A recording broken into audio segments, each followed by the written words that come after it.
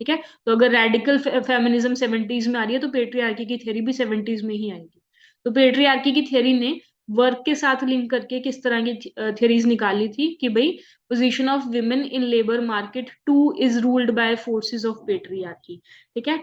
Basically कहने का मतलब ये है कि मार्केट के अंदर भी उसी तरह के relations of domination superiority and exploitation exist करते हैं जैसे आपके घर के अंदर होते हैं।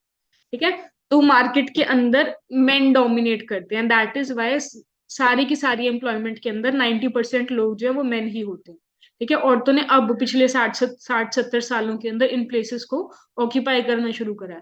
ठीक है। और अभी भी बहुत ज्यादा टाइम लग जाएगा प्रॉपर जेंडर इक्वालिटी आने में as far as employment is concern.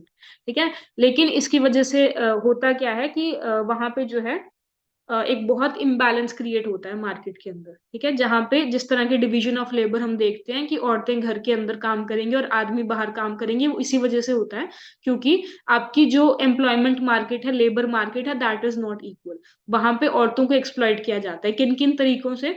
For example जो एक मूवमेंट चली थी equal wages for equal work, ठीक है, वो ये था कि अगर आप सेम काम कर रहे हो आदमी और औरतें तो आपको सेम सैलरीज मिलनी चाहिए। ये ऐसा नहीं होता था क्योंकि अगर औरतें सेम काम कर रही थी, मान लो कि औरतें 10 घंटे काम कर रही थी और आदमी 6 घंटे काम कर रहे थे, तो आदमी को फॉर इंस्टेंस 200 रुपए दिए जाते थे और औरतों को 100 रुपए दिए जाते थे। तो even despite working more than man आपको उनसे कम वेजेस मिलती थी। ठीक है। ये इसीलिए इसको जस्टिफाई करने के लिए अजीब अजीब तरह की थ्योरीज आती थी कि भाई औरतें जो हैं उनका काम जो है वो थोड़ा सा इंफीरियर होता है, उनका जो मेन फोकस है वो हाउस होल्ड वर्क के ऊपर रहता है, इसलिए उनको जो है कम पे किया जाता है। ठीक है। तो इसका बहुत वियर्ड वियर्ड थ्योरीज है right from the industrial revolution के टाइम से, ठीक है, इंग्लैंड के टाइम से। तो यहाँ पे भी यही बोला गया था, उसी चीज को हाईलाइट करते हुए पहली बार जो था थियरी ऑफ पेट्रियार्की ने बोला कि भाई labour market is ruled by forces of patriarchy, male dominance prevails in all markets. ठीक है।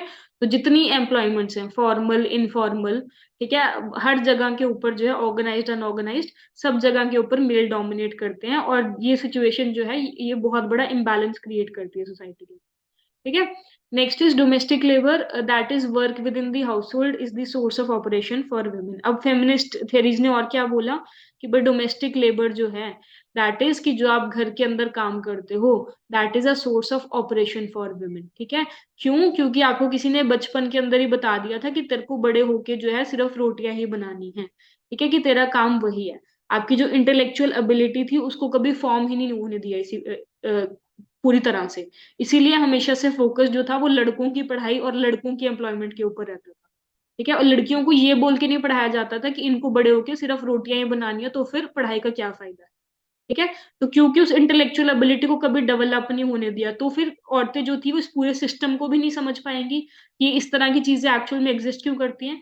These exist because main in the society want कि उनकी सेवा करने वाला पूरी जिंदगी कोई ना कोई होना चाहिए। ठीक है। कि उनको खुद का खाना ना बनाना पड़े, खुद के बर्तन ना धोने पड़े। तो they want to have that assistant around them. ठीक है। although it is not that simple because ultimately क्या होता है that it is the male gender only जो कि घर के अंदर पैसा लेकर के आएगा। ठीक है। वही होगा जो हर एक तरह का खर्चा जो है जो उसको बाहर से पैसा लाना है उसको दुनिया को जाकर के फेस करना पड़ेगा उसके लिए।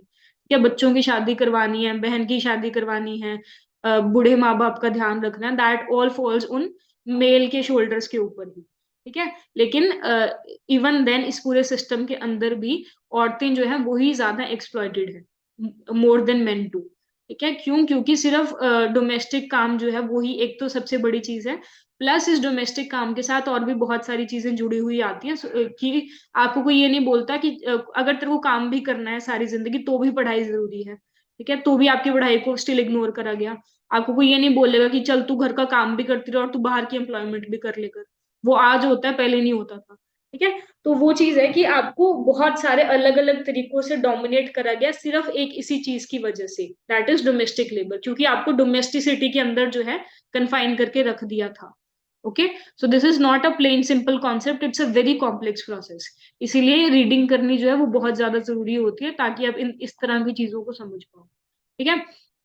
देन इज इसके साथ मार्क्सिस्ट स्टैंड पॉइंट क्या रहे हैं विमेन एंड वर्क के साथ, कि भाई first like main exploit women in house hold, what I was just telling you that is actually a Marxist stand point, कि भाई जिस तरह से घर के अंदर औरतें एक्सप्लॉइटेड होती हैं उसी तरह से कैपिटलिस्ट जो है वो औरतों को लेबर मार्केट के अंदर एक्सप्लॉइट करते हैं।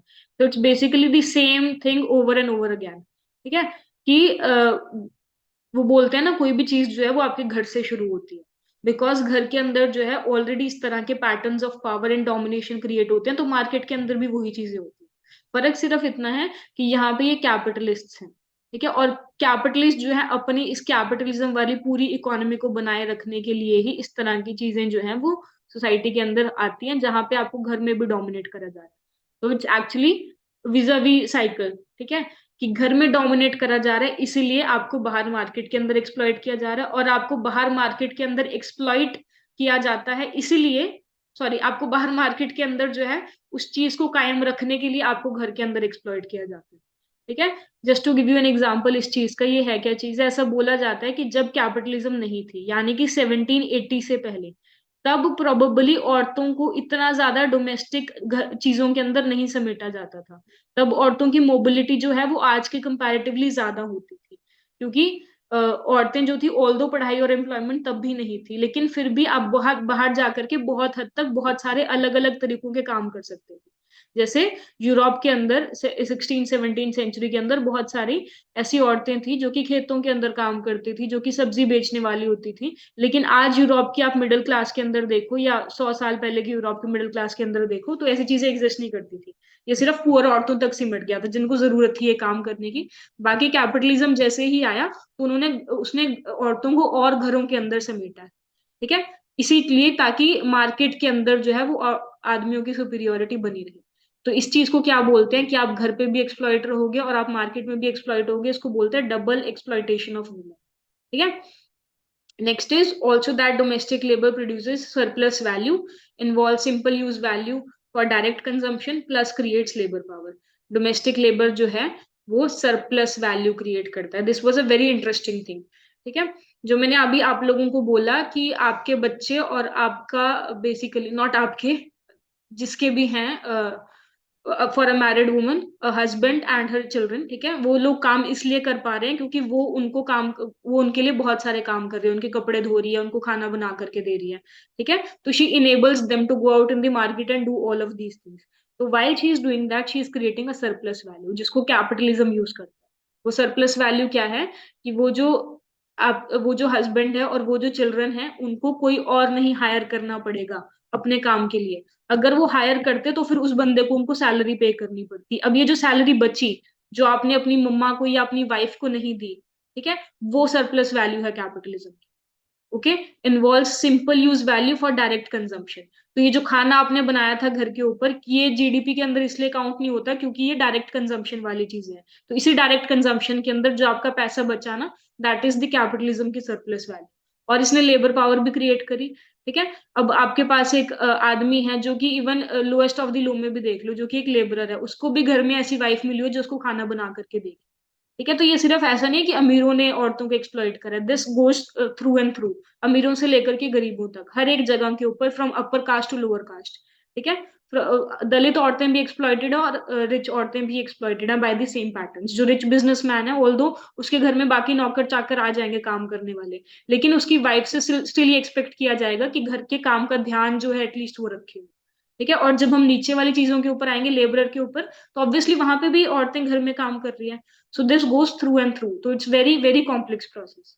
ठीक है, which then transferred from domestic to capitalist fair. तो ये जो सर्वलेस वैल्यू बचती है, ये डोमेस्टिक टू कैपिटलिस्ट फेयर में जाकर के ट्रांसफर हो जाती है। ठीक है, क्योंकि अगर किसी को आप अपने जो भी आप एम्प्लॉय करते खाना बनाने के लिए, अगर आप उनको पैसे देते तो दैट मीन्स कि आपको सैलरी भी ज्यादा मिलती अपने काम से, क्योंकि इकोनॉमी ऐसे ही चलती है, उसका एक बेस होता है। ठीक है, तो आपको वेजेस उतनी मिलती हैं जितनी आपकी कॉस्ट ऑफ लिविंग होती है। अगर आपकी कॉस्ट ऑफ लिविंग ज्यादा होती तो फिर आपको सैलरीज भी ज्यादा मिलती। तो अब कैपिटलिज्म को ज्यादा सैलरीज इसलिए नहीं पे करनी पड़ रही क्योंकि आपके घर पे आपकी मम्मा है खाना बनाने के लिए, या आपकी वाइफ है खाना बनाने। ठीक है, तो इस वजह से इस तरह से जो है आपका घर जो है वो लार्जर सोशियो इकोनॉमिक और पॉलिटिकल स्ट्रक्चर्स के साथ जुड़ा होता है। अगर वहां पे सोशलिज्म होगी तो आपका घर जो है वो उस तरह से चलेगा, अगर वहां पे कैपिटलिज्म होगी तो आपका घर उस तरह से चलेगा। So this is how social sciences operate. ठीक है। Next is about new classical theory. This is थोड़ा सा बड़ी थ्योरी है, ठीक है, हम लोग कल एक्सप्लेन मैं कल एक्सप्लेन कर दूंगी इसको। आज के लिए आई थिंक बहुत हो गया यहाँ पे, ठीक है। किसी को कोई डाउट?